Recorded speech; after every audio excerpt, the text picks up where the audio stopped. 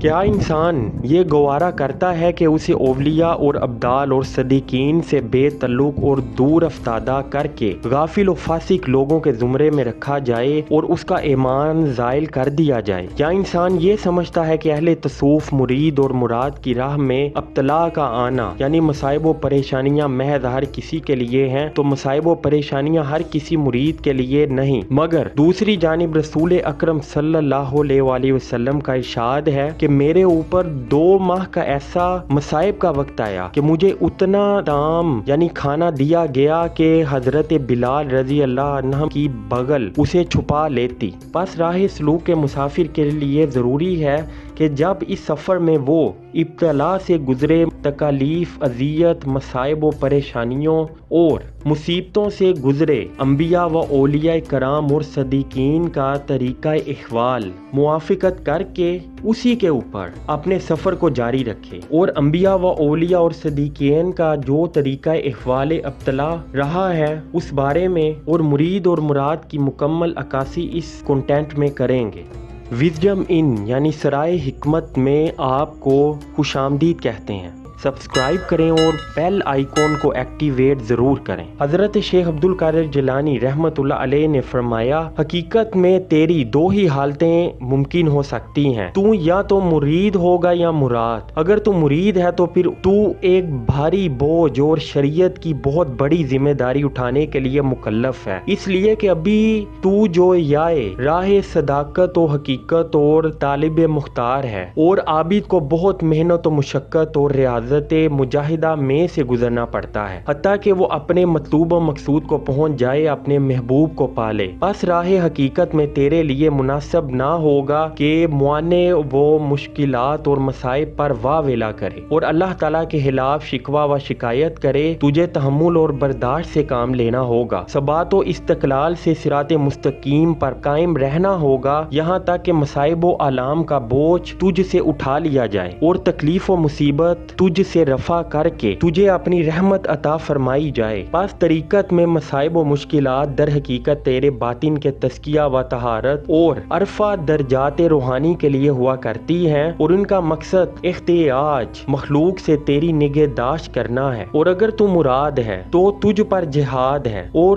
تجھ پر آفات وارد ہوں تو ان آفات کے خلاف بھی اللہ تعالیٰ پر تہمت نہ لگا اور اس کی شکایت نہ کر، نیز اس کے نزدیک تیری جو قدر و منزلت اور توقیر ہے اس میں شک و شبہ نہ لا۔ اس لیے اللہ تعالیٰ صاحب مراد اولیاء اللہ پر کبھی اس وجہ پر بلائیں نازل کرتا ہے کہ ان کے درجات کو بلند تر کرے اور ان کو روحانی رفت و قوت بخشے۔ لہذا تیرے مراد ہونے کی صورت میں بھی اللہ تعالیٰ کا منشا یہ ہے کہ وہ تیرا رتبہ اولیاء کرام اور ابدال کے رتبہ سے ملائے اور تجھے اپنے نزدیک و قریب بلند کرے۔ کیا تو یہ گوارا کرے گا کہ تجھے اولیاء اور ابدال اور صدیقین سے بے تعلق اور دور افتادہ کر کے غافل و فاسق لوگوں کے زمرے میں رکھا جائے، اور جو قوت ایمانی تجھے ان کی صحبت میں حاصل ہوئی ہے وہ زائل ہو جائے؟ اگر تو اس بلندی درجات سے غفلت و اغماض بھی برتے تو اللہ تعالیٰ ہرگز پسند نہیں کرے گا، کیونکہ وہ فرماتا ہے تمہارے مسالے اور فلاح و بہبود اللہ تعالیٰ ہی جانتا ہے اور تم نہیں جانتے۔ پھر اگر تم یہ کہے کہ ابتلا تو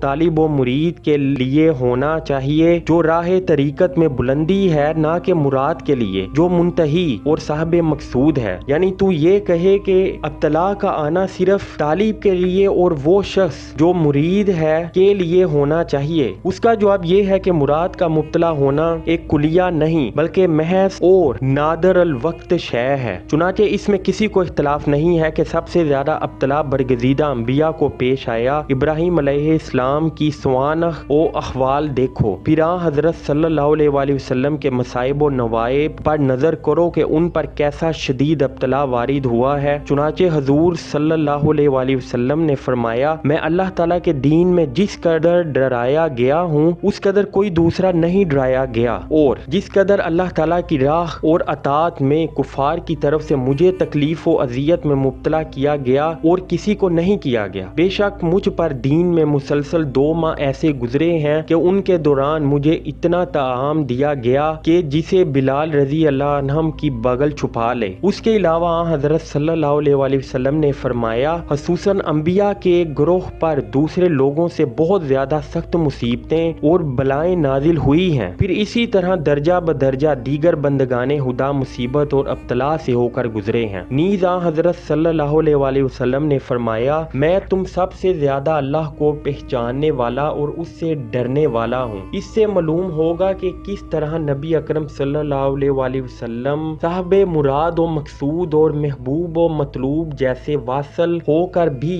अब्तला में डाले गए, और ये मुब्तला करना और अल्लाह से डराना हजूर को रूहानियत में बुलंद तर करने और जन्नत में आप सल्लल्लाहु अलैहि वसल्लम के दर्जात को रफी करने और करबे हुदाबंदी के लिए था। जैसा कि हमने पहले बयान किया कि दुनिया आखिरत की खेती है और अंबिया व औलिया और सदीकीन का तरीका अहवाल अब्तला पर तहम्मुल करना और मशीयत इलाही से मुआफिकत करके शेवा तस्लीम और रजा इख्तियार करना है। बादना बला उनसे दूर करके उन्हें दीदार इलाही से महफूज करके अकबा में दर्जाते आलिया अता फरमाए जाते हैं। बस ये वादे हुआ कि दुनिया में हर साहबे मुराद और मकसूद का इब्तला लाजमी नहीं और ना ही उसे कुलिया करार दिया जा सकता है, बल्कि अल्लाह ताला अपनी हिकमत और बालगा के तहत जिसके साथ चाहता है ये मामला करता है। यानी अल्लाह ताला जिस शख्स का सख्त से सख्त मुसीबतों मसाइब और अलम से इम्तिहान लेना चाहता है तो इसमें भी उसी की हिकमत है, और जिस शख्स का राहत और फरावानी से इम्तिहान लिया जाता है तो उसमें भी उसी हक्को हक्के कार की हिकमत है।